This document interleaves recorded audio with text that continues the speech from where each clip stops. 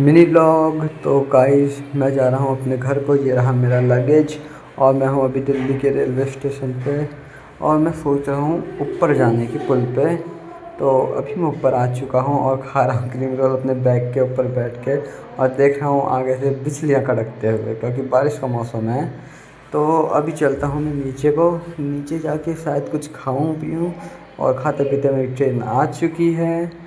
तो अब ट्रेन में बैठते हैं, आई मीन लेटते हैं और देखो मैं कितना ऊपर बैठा हुआ हूँ और वो देखो मेरा लगेज उस पर पाँव रखा हुआ लो।